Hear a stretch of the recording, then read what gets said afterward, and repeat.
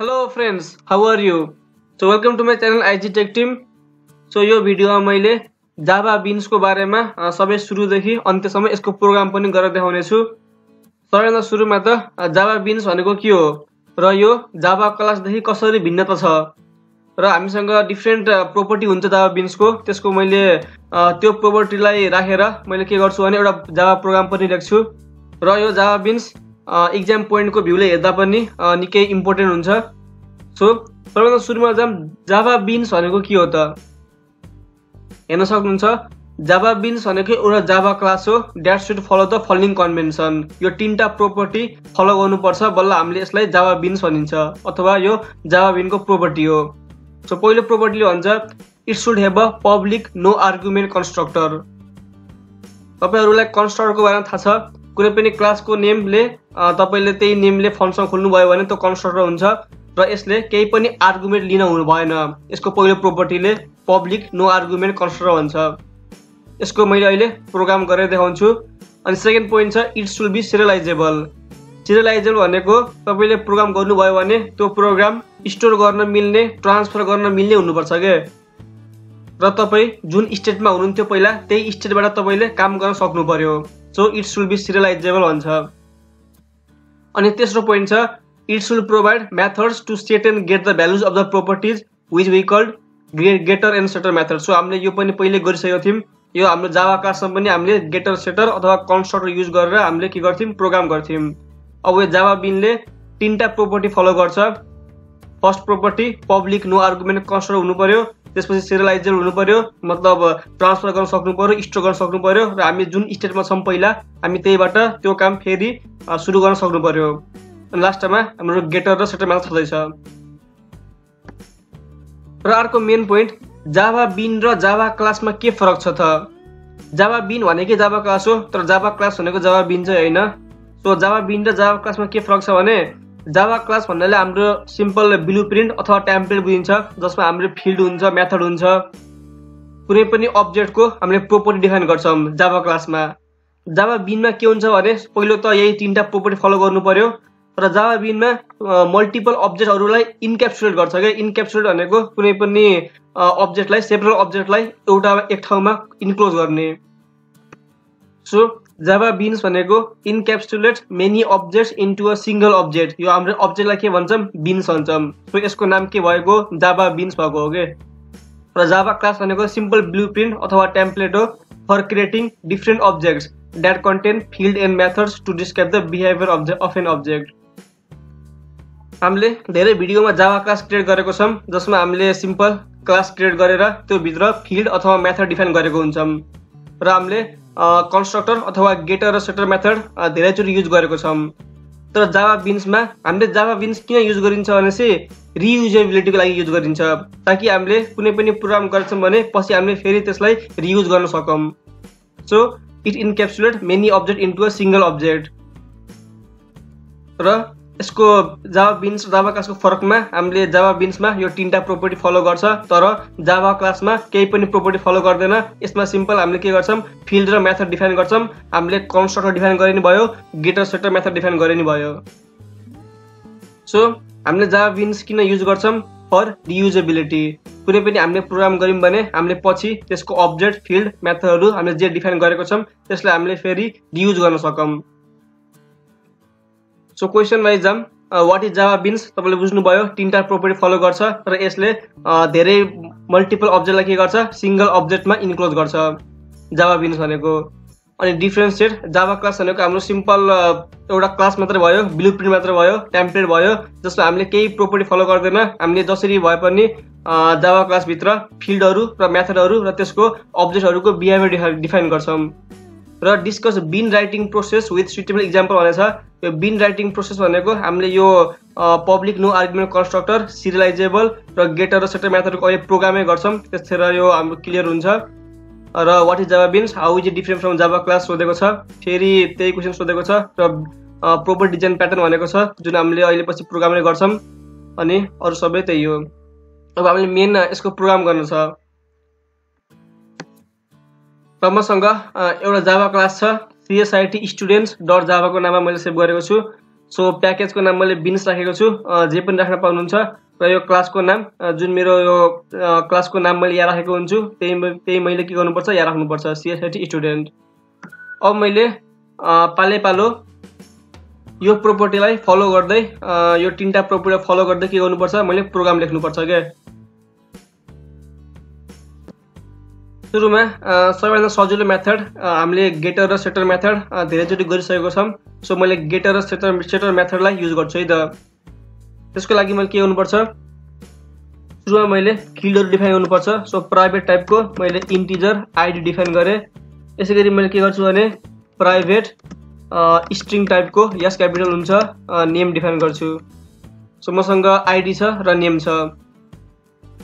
अब मैले यो थर्ड प्रोपर्टी युज गर्दैछु गेटर र सेटर मेथड। र गेटर र सेटर मेथडको लागि मैले केही कोड लेख्नु पर्दैन, इक्जाममा त लेख्नुपर्छ। तर अहिलेलाई मैले के गर्न सक्छु, डाइरेक्ट राइट क्लिक गरेर सोर्समा गएर के गर्न सक्छु भने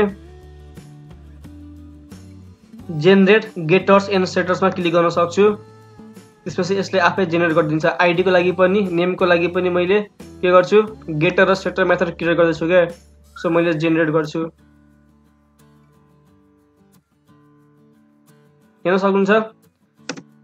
गेट मेथडमा हामीले आइडीको लागि गेट युज गर्ने बेला गेट आइडी हुन्छ जुन इन्टिजर टाइपको छ।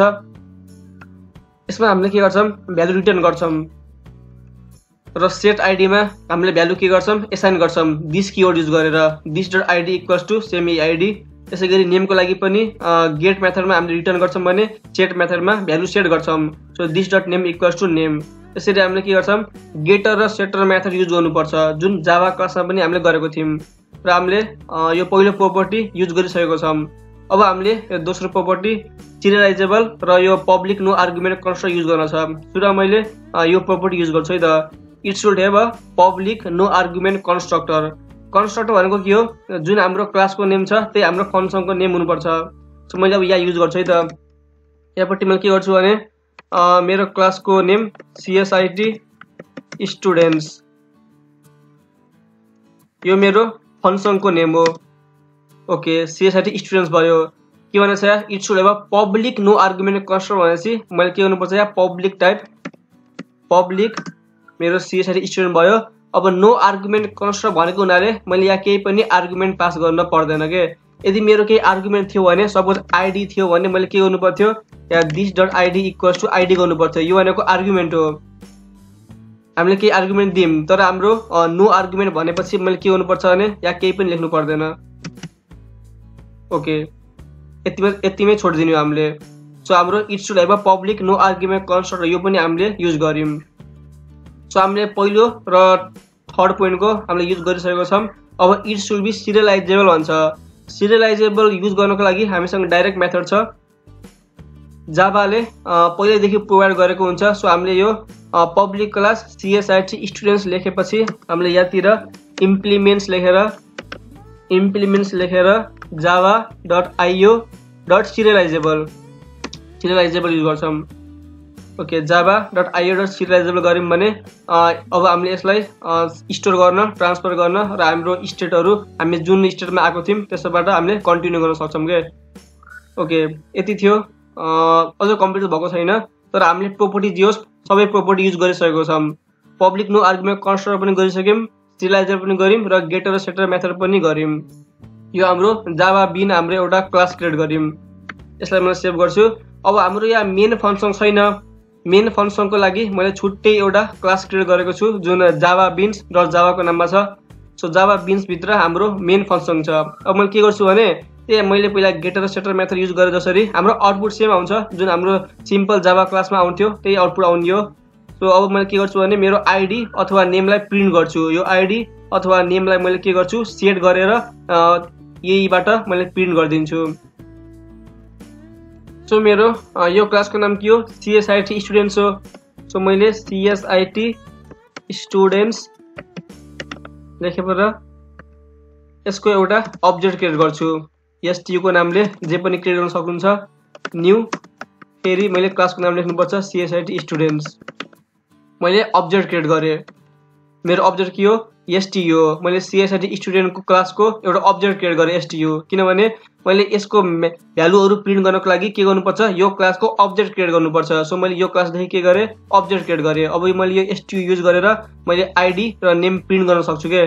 पहिला मैले सेट गर्नु पर्यो भ्यालु, त्यसपछि मैले गेटबाट मैले के गर्न सक्छु, प्रिन्ट गर्न सक्छु।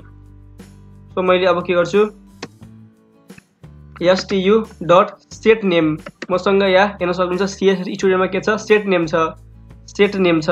मैले आइडी पनि सेट गर्न सक्छु, नेम पनि सेट गर्न सक्छु। मैले अहिले नेम सेट गर्दैछु। सो मैले सेट नेम युज गरेर यहाँतिर सेट नेम युज गरेर एउटा भ्यालु दिन सक्छु, ISSWER ईश्वर भनेर मैले एउटा भ्यालु दिएँ, जे पनि दिन सक्नुहुन्छ। अनि त्यसपछि मेसेज प्रिन्ट गर्छु अब मैले गेट नेमबाट।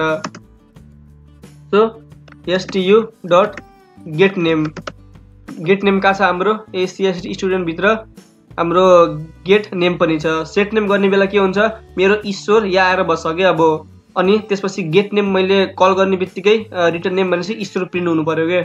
सो सेट र गेटको त्यही काम हुन्छ। सेट भनेको भ्यालु सेट गर्ने, गेट भनेको भ्यालुलाई रिटर्न गर्ने। सो यसलाई मैले सेभ गर्छु। सो अब मैले के गर्नुपर्छ, मेरो एन्सर के आउनुपर्छ, त्यही एन्सर आउने भनेको ईश्वर मात्रै हो। तर यो मैले के गरेँ, यो क्लास भनेको चाहिँ मेरो के हो, जावा बिन क्लास हो, किनभने मैले 3टा प्रोपर्टी युज गरेर यो क्लास क्रिएट गरेको हो के। सो मैले रन कुनबाट गर्ने हो, यो क्लासबाट गर्ने होइन।